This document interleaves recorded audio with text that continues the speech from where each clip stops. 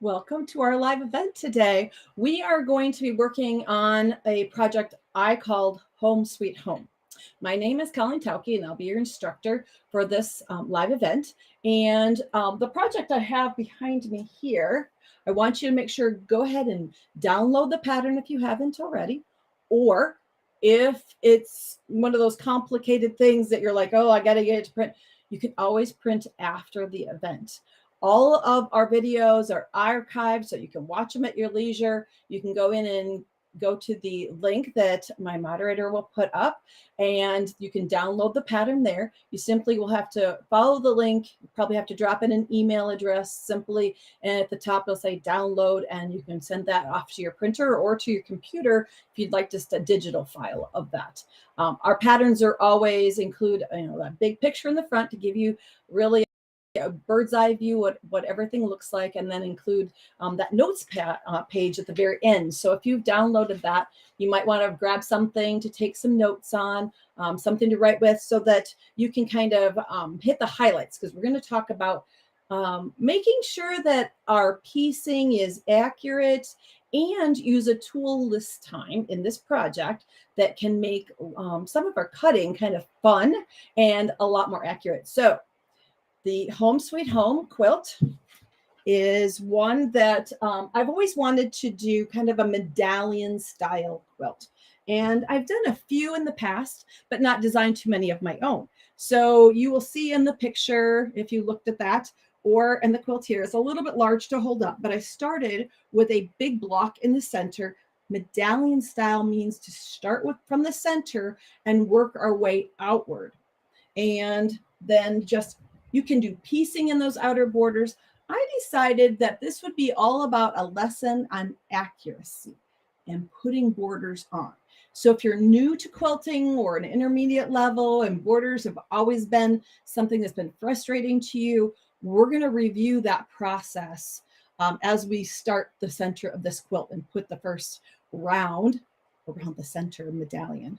So if borders, I know that putting borders on quilts can be challenging. Pieced borders can be even more challenging because because if your piecing isn't absolutely precise, then those borders sometimes have a hard time fitting. So we're starting way back at the beginning. So this is going to be all about getting those accurate cut. You have accuracy on your center medallion block, and then adding borders, and kind of how to double check yourself to keep yourself accurate. And some things you can use if you haven't added extra tools to your machine or feet. We're going to talk about those also. So the Home Sweet Home, I know it's done in red, white, and blue. That's a little patriotic for the country I live in. You could change up those colors if you're one of our international quilters. Change out the colors and put your country's colors there. Or if a patriotic quilt isn't your thing, change out the colors and make this into a baby quilt or a lap quilt. Pick colors that you enjoy. So when we go to looking at the pattern, so we know what we're going to be actually doing. We're going to be working on some fabrics and fabric selection. I've got some buddies from North Carolina. Corinne, I believe, says hello from Raleigh, North Carolina. And Karen says hello from Greensburg, Pennsylvania. Sharon says hello from Young Harris, I believe, Georgia. So we've got some of the East Coast. We need to find those West Coast quilters and our Canadian quilters, and maybe a few international quilters. So let me know where you're watching from. You know that if you put it in the comment section, I can go back then later and talk to you after the live is completed. So make sure that you're putting it into that comment section, and we'll maybe have a conversation after the program if you decide you find something that I didn't cover well enough, or during the live, if you say, what was that tool again? Drop it in the comments and let me know. Go back, review that. I want to see that one more time, because my whole reason for being here is to assist you in being the competent quilter that you can become. So in this quilt, I used an entire array. I've been saving up red, white, and blues for a long time. I have an entire bin, but some of them were small pieces, some were large, some were different scale. And I thought, can I actually combine all of these in a quilt? And as I was starting to lay out my design, I decided I'm going to use as many fabrics as I possibly can. So you will see in the yardage that I have reds numbered from 1 to 5, white fabrics from 1 to 5, blue fabrics from 1 to 5. So I've given each of the fabrics a number. And the way that I go about that numbering is I start in the center. So this is blue number 1 because he's used first. He's in the very center of my medallion. Blue number 2, blue number 3 becomes very logical. First we use, that's number 1, and work our way outward. So if you'd like to give each of your fabric pieces a sticky note, a pin that has a number on it, or whatever your system is, or even a baggy system to keep track of 1, 2, 3, 4. If you would like, combine those yardages and use one red throughout the entire thing. The real reason why I use many reds is because I didn't have large pieces of any of them. So sometimes what we have in our stash becomes what we use. So that was part of the design choice here. So I used a variety of blues, reds, and whites. Most of my reds in this case, though, were very tonal. There was some place for my eye to stop from one fabric to the next. So if I were using this kind of a cross hatch looking red fabric and it was against a blue, it would be a quiet space. Then when I use a white, it has a high contrast. The white doesn't have a lot of design to it, mostly white in the design. Then when I came back to another blue, another high contrast, someplace, but in between a lot of those, there was a red. Sometimes I used a solid, but someplace for the eye to rest. So all of my reds stayed very tonal. My blues were very patterned, and only one of my reds, oh no, that red got kicked out. See, I had this guy, wanted to use it, and decided, yeah, he didn't really fit anywhere because I was alternating my colors. So that's exactly what you do. You pull out your fabrics, lay them out, audition them. Are they going to be quiet enough? Are they going to be busy enough? Are they going to be light enough? And then sometimes somebody gets tossed. This was the one fabric that I really debated on because he's really, really busy. But this one ended up being in one of the borders, second to the last blue border, just because when I put a red next to it, the color stopped. And I could have some fun with a plaid on point. Well, how much fun is that? You know me. If you know me at all, I love to throw stripes and checks into quilts and have that really surprise of, wow, she used that. But it works in the end. So all of the fun red, white, and blues that I picked, we'll put those out of the range of the camera now. So we're going to talk about our supplies. Of course, your rotary cutter, your cutting mat.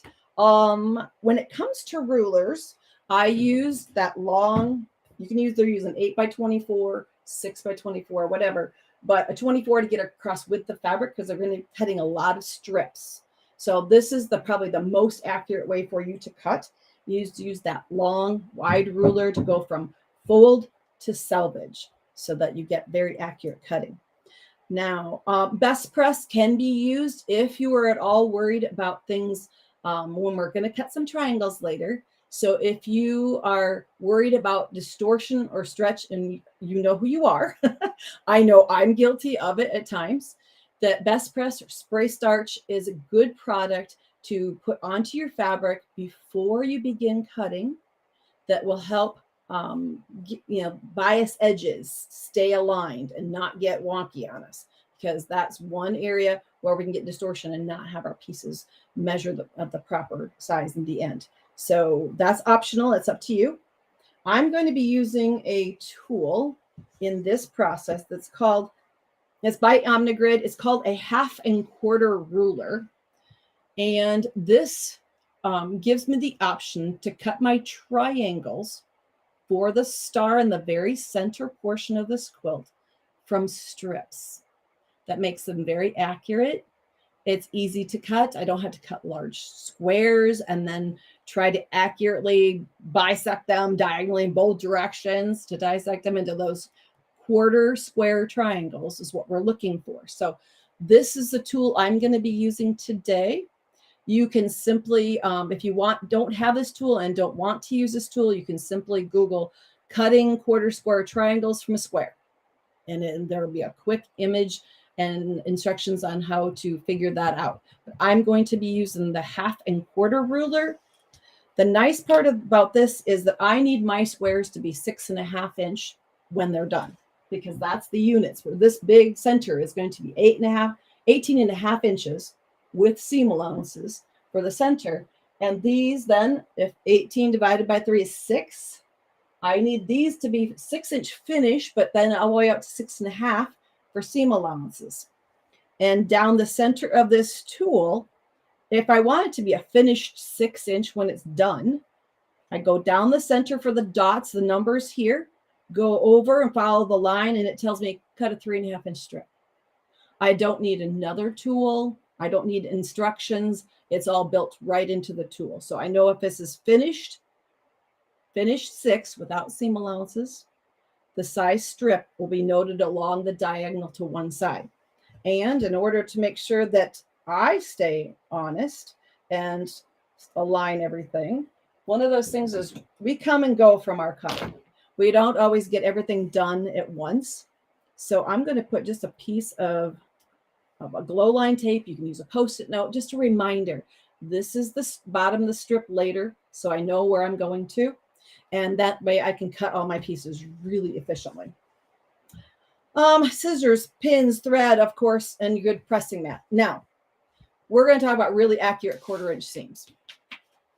So my sewing machine, I can move my needle so that from the needle to the outer edge of the presser foot, that means to the inside, to the right, I can align that so I have an exact 1/4-inch by running the cut edge right along that inside edge of my presser foot. But if you don't have that, one way to double check yourself to make sure your 1/4-inch is accurate is to use a recipe card. Now, if you're a young quilter, you may never have used a recipe card. I have another method for you.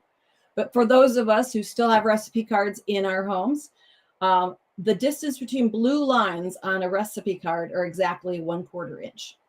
So you can put this under your sewing machine, use the hand wheel to bring the needle down into a blue stripe on the card, and then put your presser foot down and see where the next blue stripe to the right falls, and then you'll know exactly where your 1/4-inch, maybe it needs to be a little under the foot, maybe it needs to be a little outside from the foot.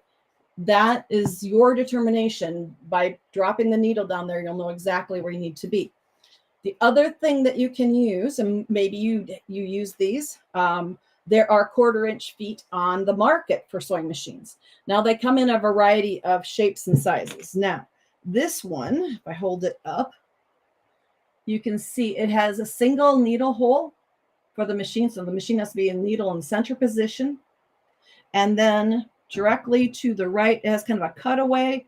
And this larger metal tab is a 1/4-inch. So you run your cut edge of your fabric along that. Another version is one that looks similar to this. Now, I don't have the 1/4-inch foot for every machine out there.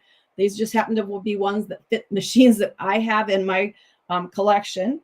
This, again, single needle hole, and it's a 1/4-inch to either side of this one that we usually use to the right-hand side of the foot. The last one is what I call a bumper shield on this one.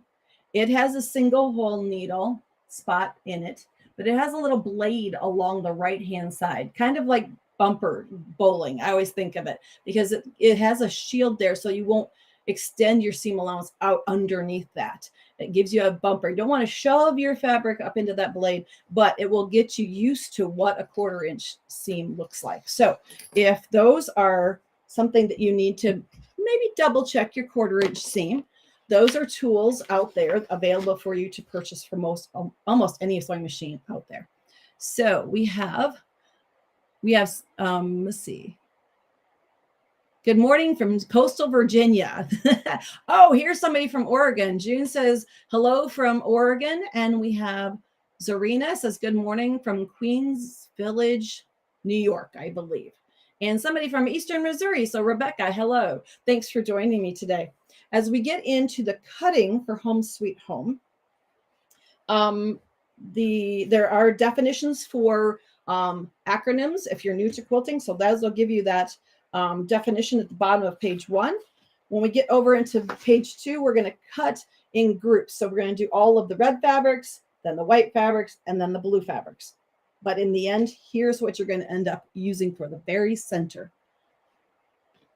You are going to create, I used a directional fabric, just happened to use that one for my center. And then you're going to have 4 light fabrics in the outer corners. We're basically making a giant 9 patch. Because of the way this is pieced, all we have to do to create the center is 4 large blocks, all exactly alike, and we can create that center medallion very quickly. So let's look at the cutting to get those pieces. Let's see, I'll leave those back later. I have a few pieces already cut, and it's going to require 2 of the navy blue. So those are kind of like our star points that are going to be created there. What I love about this block is that the red, it almost looks like a square within a square kind of look, but I don't have to do the weird math or the piecing to get that. I just need to create a 3-color hourglass block out here. So I've got 2 of the navy blue and 1 of the white, but I need to cut some more the red that goes on the inside. So let's talk about the cutting for the 1/4 square triangles that we're going to use from that tool that I showed you, the 1/2 and 1/4 tool. You know, when tools are on the market, I tend to not want to like a tool unless it works fabulously, and this one does. So slowly accumulating those tools that work well and enjoy using them because they're not complicated. So let's see. We read off that I'm going to need a 3.5-inch strip. So I've got my strip already cut.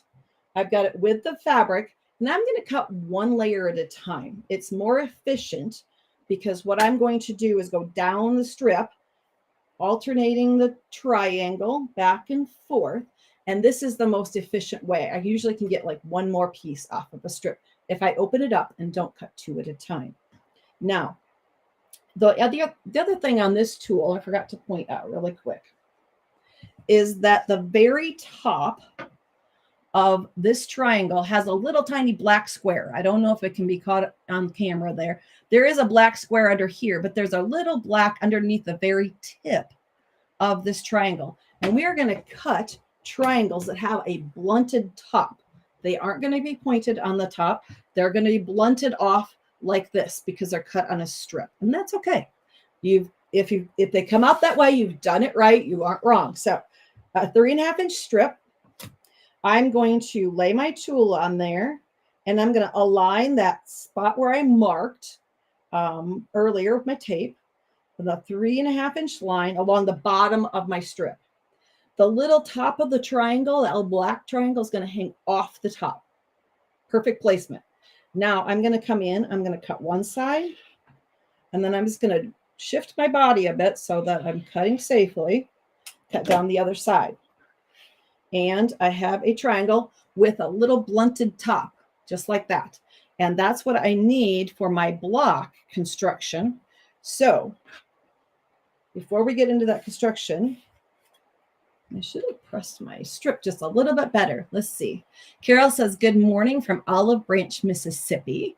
And I have Shirley saying good morning from Ontario, Canada. There's our Canadian quilter. I knew we always have some Canadian quilters who pop in and say hello. And I'd love to have us all join together in a project that we can enjoy. And some tips and some tricks, maybe a tool like today, something that we can have a little fun with. Okay, my iron's not quite hot enough, but it's been pressed once, so we're going to keep going here. Now, I've made one cut on here. I've got a little bit of waste that I'm not going to use. I'm going to do my next cut by turning the tool so that the line that I need to put along the top edge of my strip, the line's there. The little triangle will hang at the bottom this time. I'm looking to see this is aligned properly. And on the second cut, it's still fairly straight. Now, I can cut one, and then I'm going to cut another. So what I'm doing is going back and forth down my strip to get as many pieces without wasting too much fabric. There. And another, usually after, it's not happening in this time, but usually after 3 or 4 cuts, my ruler or the strip may not be perfectly straight. And I may have to go and overcut to cut the next one. In this case, it's fairly straight, but an overcut means that I'm leaving some fabric behind on my left-hand side. I'm going to align everything so that it's nice and straight again. Little triangles hanging off the bottom. And then I would go in and perfect this one. It's no different than when we were cutting off of subcutting a strip. And it seems like no matter what we do, there's always just a little bit of slush at the beginning where we need to go back and kind of clean up cut, is what a lot of times you'll hear it called, so that this stays nice and accurate. And so you work your way down the strip, back and forth, cutting your quarter square triangles. The reasoning behind that is you put these together. Always handle them very gently because you have bias edges. And let's talk about where those bias edges fall in this block, because that is the ticket to it being very accurate. Okay. The reason why we cut the way we do and we use quarter square triangles in this project is that we want straight of grain on the exterior of the block. Bias edges are all the edges on the inside. But as we join this together, it will give structure to the block and not cause weakness in our seams. So by having that straight of grain on the exterior, we create a more sound quilt block or unit. Okay, now by moving these to the sewing machine, let's get into our piecing. Right sides together. And I'm going to do this by a chain piecing method. So I've got right sides together here. So I know I have to seam along this side. I'm going to put it under the machine.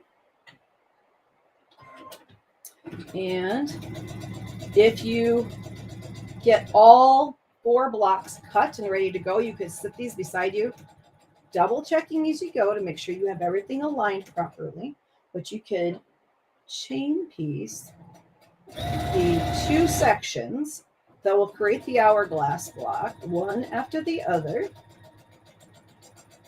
And there we go. Hold on to it all the way to the end, so don't let the little triangle kind of fade under the machine. Keeps your stitching line nice and straight.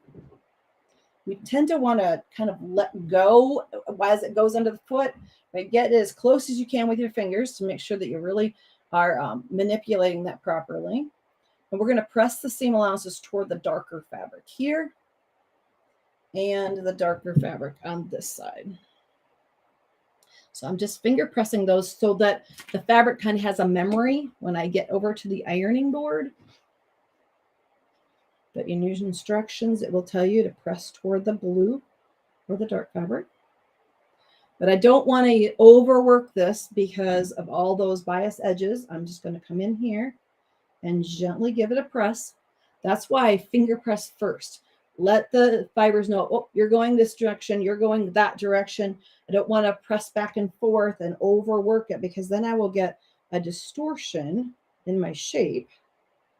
And this will keep it nice and square. Now as I move it back to, see now the idea is that this line along here should stay nice and straight on both pieces. Now, since they're still connected by a little thread, because I went from one seam to the second, I can put these right sides together. I will have perfectly opposing seams in the very center. If you'd like to put a pin in there, that's totally acceptable. Again, You can kind of nudge them with your fingers. You can feel if they're aligned properly. And you know what, just to double check, I'm going to put one pin in there. Make sure my outer edges are all lined up. Everything lies one over the top of the other. You haven't distorted anything. And perfect 1/4 inch seam down this side. Take the pin out as we get really close to it.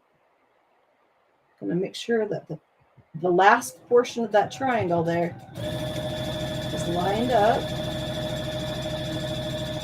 Hold on to it as it goes under the machine right before, whoops, cut thread. So we keep that as straight a seam as possible across that. And now I want to go in and pop my seam open. And you've probably done this on 4 patches. You can do it on hourglass too. That little piece of thread that I went from when I joined 2 triangles together at a time, I'm going to snip just that little thread so that now when I open this up, you notice these seams will kind of tell you what direction to spiral your seam allowances. So I'm going to pop this open and I'll have a little tiny kind of 4 patch in the center. That. So that I will have press all of my seams rotating in one direction clockwise around the block. Then we're going to take it to the iron. Just finger press just slightly so that everybody knows which direction is now home. And get that last seam pressed. Okay. And then, not bad for a center match there. The 2 navy blues who want to kiss across the block there, tip to tip. To double check myself, this should measure 6.5 inches. So this is where you want to check your accuracy in your 1/4 inch seam. You can come in, and if I put a corner here to the 6.5 here, I come down the 6.5 line. It's close enough to 6.5.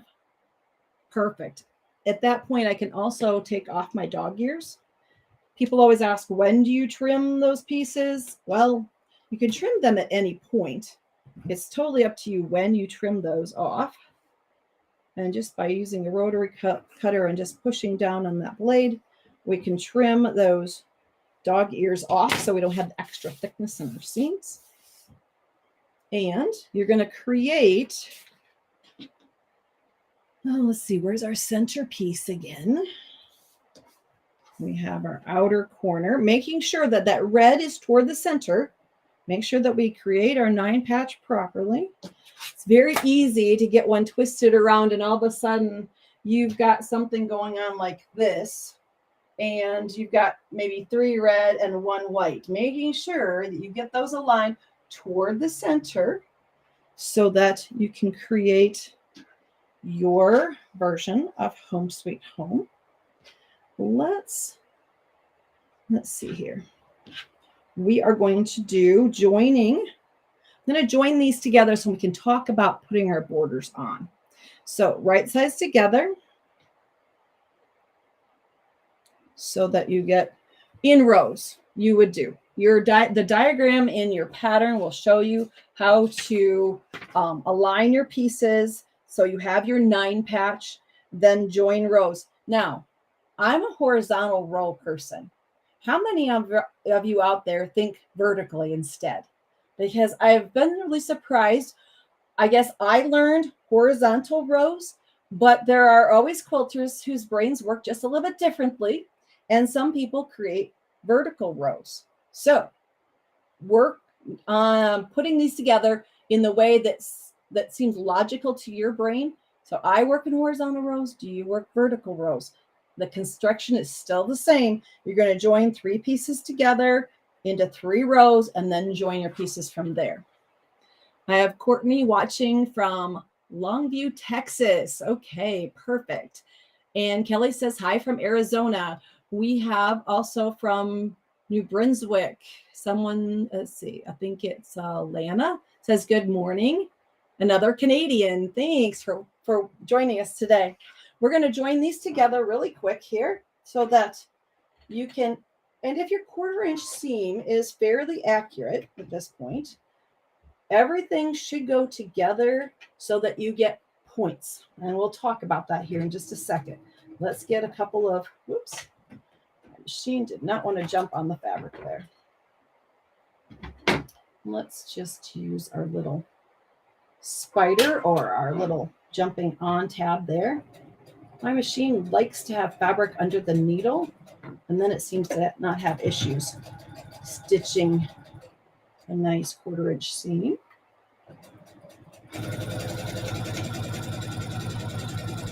Every machine is a little bit different. Some are a little bit more fussy about, I don't have fabric under the needle and I want to bunch up my threads. So if you use a little, what sometimes we'll call a spider, basically a scrap of fabric to come off and on to your patchwork units, you get a little bit nicer, neater appearance where you don't have a nesting of fibers. So we've got one side attached. Let's go ahead and create that whole row.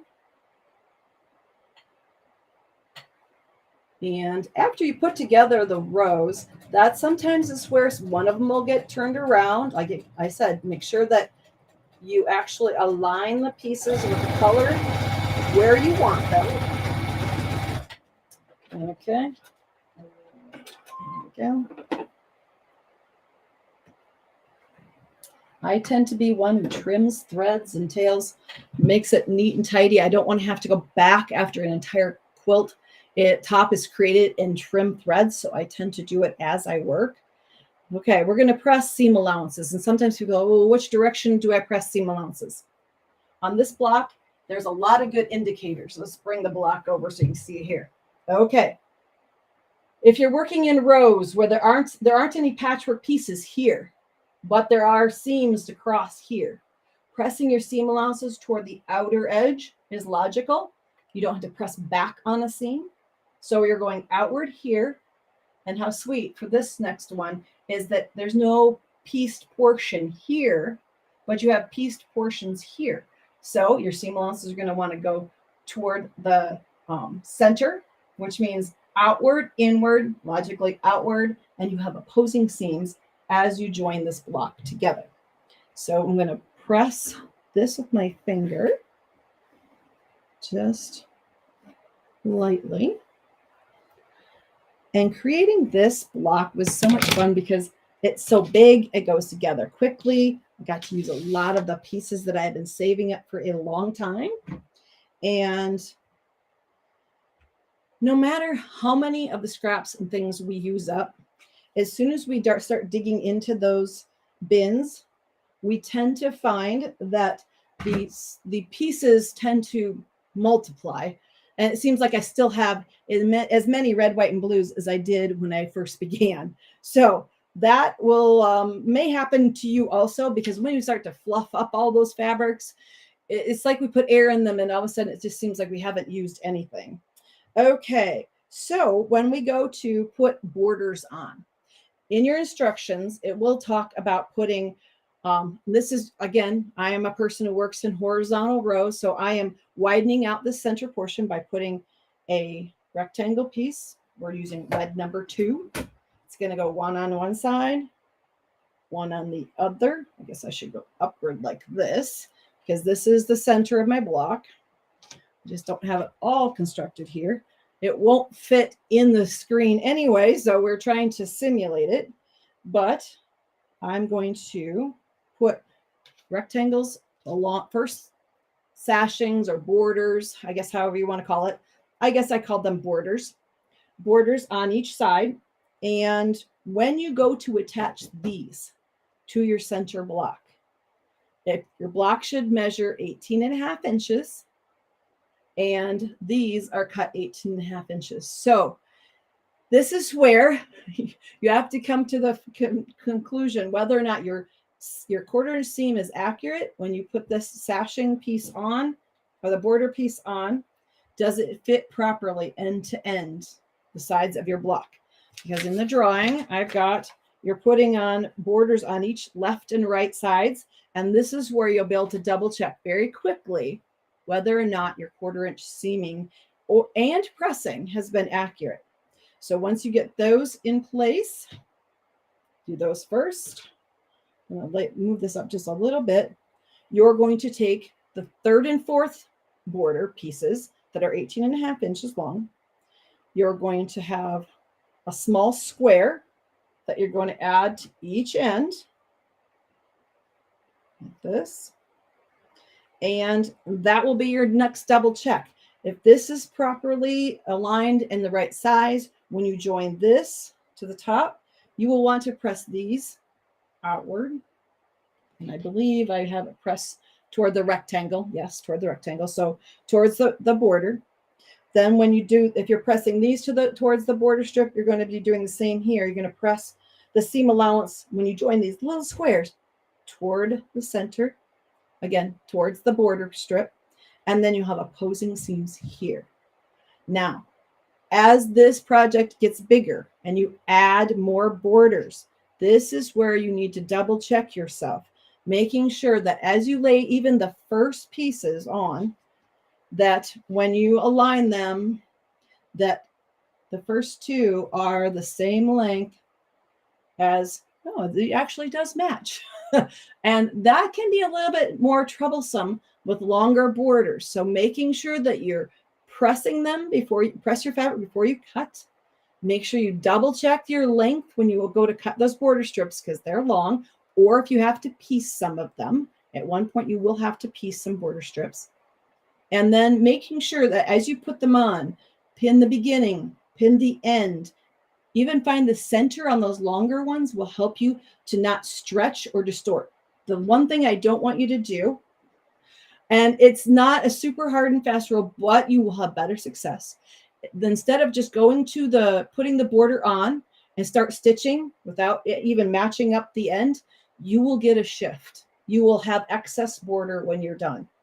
So pin the beginning, pin the end, pin somewhere in the middle. As those borders get longer, maybe even put in a few more pins just to help things stay aligned. If you lay them out flat and pin them in place, it'll keep you honest on making sure that they aren't stretched and distorted and you end up with a quilt with wavy borders on the outer edge. So do as those steps will absolutely help you along the way. This is the best way to also put borders on those big quilts you're making down the road. So if you practice those skills, it really does improve your overall construction. Now, in the outer borders, there are some that are, let's see, the very last one is 46.5 inches. So you're going to have to join pieces together.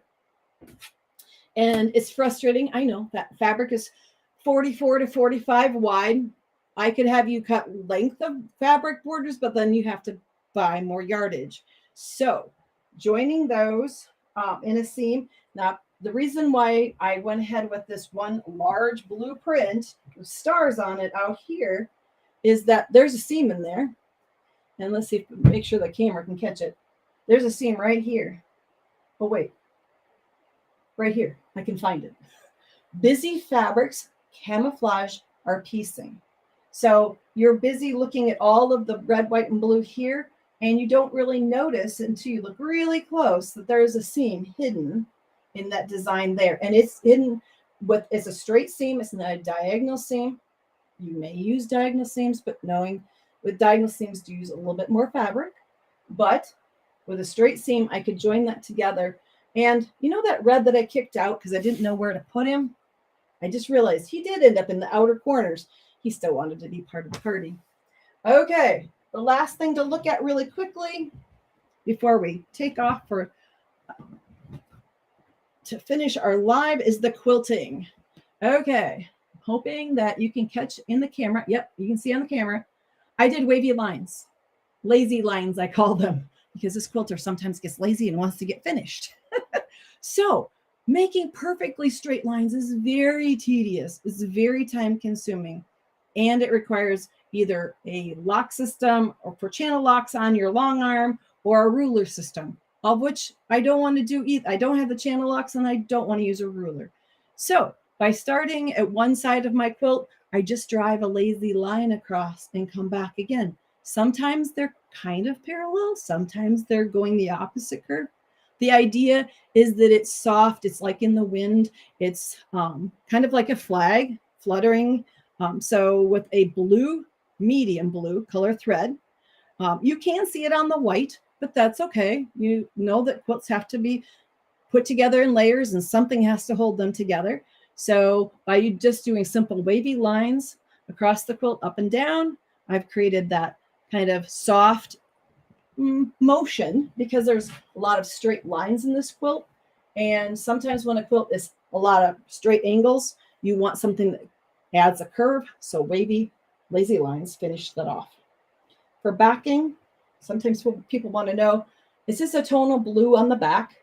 And I found it in 108 wide, so I have a piece to use maybe on a table runner or something else later, but I didn't have to seam the back because of the size of the quilt.